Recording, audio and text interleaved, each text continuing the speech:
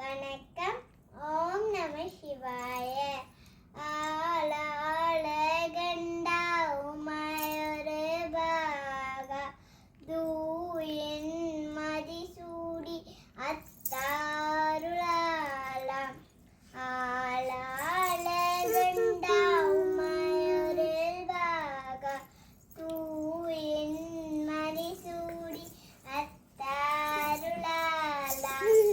ஈசன்னடி போற்றி எந்தையதி போற்றி தேசன்னடி போற்றி சிவன் சேவடி போற்றி.